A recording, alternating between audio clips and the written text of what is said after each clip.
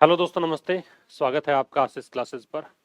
Discuss करेंगे आज वो क्वेश्चंस जो आप लोगों ने देखे हैं, पिछले 6 दिनों में रिवाइज किए हैं।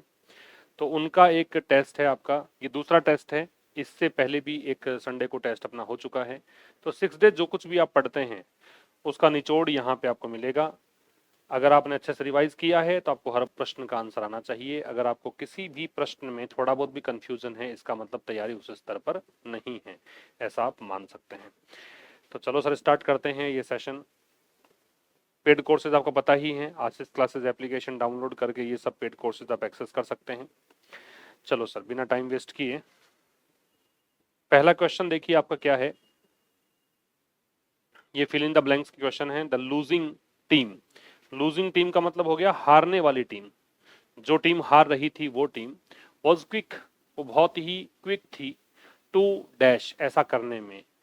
व्हेन द रेफरी, देखो पहली बात तो सीधी बात है कि अगर कोई टीम हार रही है तो एक बात तो समझ में आपको आ रही है कि वो सेलिब्रेट तो नहीं करेगी। हारेगी तो सेलिब्रेट काहे को करेगी, है ना। बचे हुए ऑप्शंस में कॉपरेट, सहयोग करने के लिए क्विक थी, ऐसा नहीं होगा। ये दो पॉजिटिव वर्ड्स हैं और टीम है हार रही, तो हार रही है तो ना तो वो सेलिब्रेट करेगी ना कॉपरेट करेगी। तो when the referee denied them a clear penalty, एक साफ साफ दिख रहा था पेनल्टी मिलने वाली थी, उनको एडवांटेज हो सकता था और रेफरी ने उसको मना कर दिया कि साहब ये में नहीं मिलेगी पेनल्टी। सोचो, जब ऐसा हो कि आपको साफ साफ दिख रहा है कि ये चीज, ये पॉइंट मेरे पक्ष में जा सकता है और उस कंडीशन में अगर कोई व्यक्ति आपको मना कर रहा है तो इसका मतलब आपका होगा उसके प्रति विरोध। और विरोध करने के लिए हमने एक वर्ड डिस्कस किया था पिछले सेशंस में, उसमें था क्राई फाउल। क्राई फाउल का मतलब होता है प्रोटेस्ट या ओपोज। क्या होता है? प्रोटेस्ट या ओपोज। तो आपका आंसर होगा क्या? सी। रिट्रीट होता है वो पीछे हटने को बोलते हैं, तो इसको स्टेप बैक या मूव बैक को बोलते हैं, पीछे हटना। इसका जो एंटोनिम होता है वो एडवांस होता है। दूसरा क्वेश्चन है द एक्टिविस्ट ग्रुप प्लान्स। जो एक्टिविस्ट ग्रुप है, एक्टिविस्ट ग्रुप क्या होते हैं? किसी भी मतलब एक कहें कि इनको, ये ग्रुप ये काम करता है किसी अच्छे के लिए, मतलब कोई ना कोई उद्देश्य लेकर ये चल निकलते हैं और ये कहते हैं कि हम इस कोज के लिए काम कर रहे हैं, है ना, उसको एक्टिविस्ट ग्रुप बोलते हैं। तो एक्टिविस्ट ग्रुप का जो योजना है, क्या योजना है कि dash that company is polluting the river, की कंपनी जो है वो रिवर को पॉल्यूट कर रही है, कंपनी जो है वो रिवर को प्रदूषित कर रही है। तो एक्टिविस्ट ग्रुप का प्लानिंग क्या है? प्लान है ये करना। अब डोनेट करना है क्या? क्या ये डोनेशन है कि कंपनी पॉल्यूट कर रही है? क्या ये प्रमोशन है, प्रमोट कर रही है क्या? एक्टिविस्ट ग्रुप इग्नोर करेगा क्या? इग्नोर करेगा तो फिर कहेगा एक्टिविस्ट ग्रुप। एक्टिविस्ट ग्रुप का तो काम ही ये है कि चीजें जो समस्या है उसको उजागर करो। तो एलेज आ जाएगा। एलेज का मतलब है क्लेम करना या असर्ट करना, दावा करना। ठीक है। तो एक्टिविस्ट ग्रुप की योजना है कि मतलब इसकी प्लानिंग ये है कि दावा कर रही, मतलब एक्टिविस्ट ग्रुप प्लान्स टू एलिज, ये दावा करने की योजना बना रहा है कि कंपनी जो है वो रिवर को पल्यूट कर रही है, ऐसा दावा करने की योजना है। तो क्लेम या असर्ट इसका आंसर होगा। नंबर 3 पे कॉमन एरर का क्वेश्चन है। The inquiry committee has placed strict blame on both RCB authorities and police for mismanagement. यहाँ पे दोस्तों कोई गलती नहीं है। इंक्वायरी कमिटी जो है, जो भी कमेटी जिसने इंक्वायरी की है उसने दोनों, मतलब दोनों पर, आरसीबी अथॉरिटीज, एक हमने डिस्कस किया था एडिटोरियल स्टैम्पीड वाला, है ना, बेंगलुरु वाला, उस पे आधारित ये वाला क्वेश्चन आपसे पूछा है। तो आरसीबी अथॉरिटीज और पुलिस दोनों पर मिसमैनेजमेंट का आरोप लगाया है। बोथ के साथ एंड लगता है, ध्यान रखिए। इंक्वायरी कमेटी यहाँ पे सब्जेक्ट हो गया, हैज प्लेस्ड है, ये इसकी वर्ब हो गई। कोई गलती नहीं है, सब कुछ ठीक है। तो आपका जो आंसर है वो डी आ जाएगा।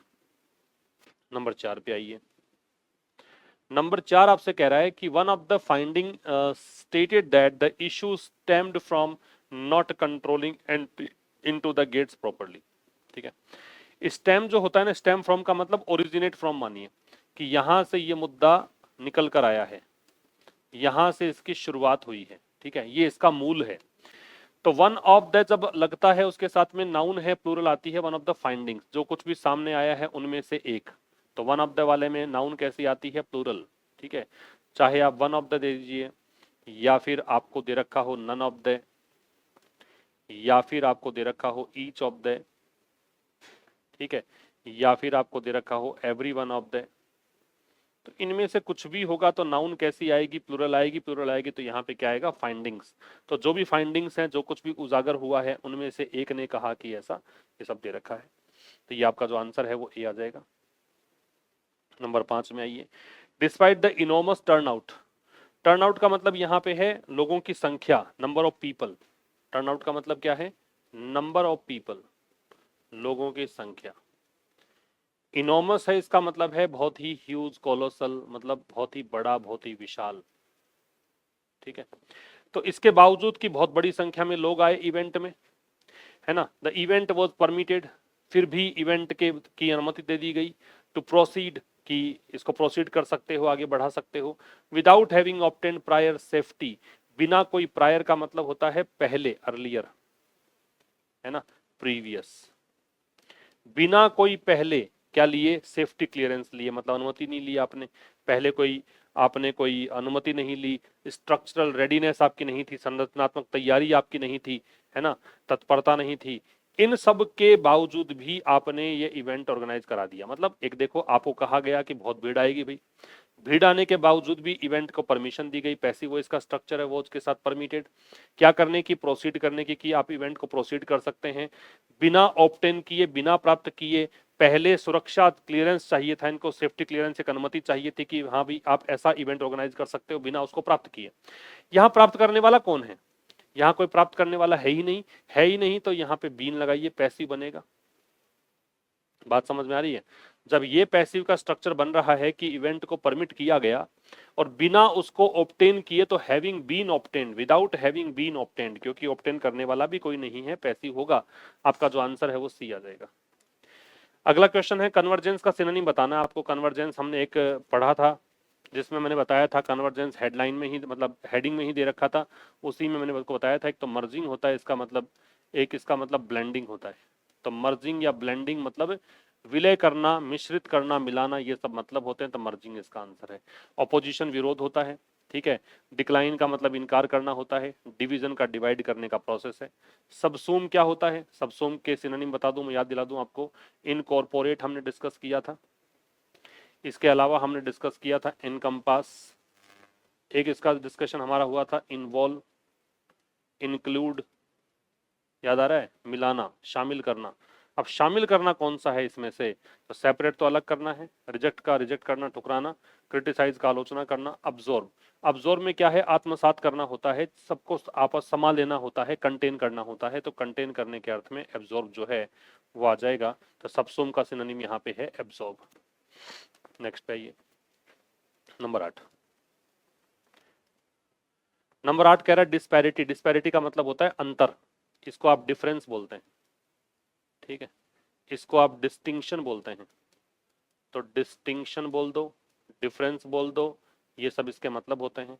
तो गैप इसका आंसर हो जाएगा। गैप का मतलब भी अंतर होता है, अंतराल होता है, ठीक है।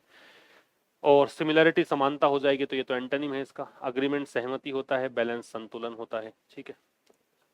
एंटोनिम बताना है। प्रिलिमिनरी क्या क्या होता है? प्रिलिमिनरी जो होता है वो इंट्रोडक्टरी होता है, मतलब शुरुआती होता है, इनिशियल होता है। आपको चाहिए एंटोनिम, तो ये तो सिनोनिम है इसका, ये तो नहीं आएगा।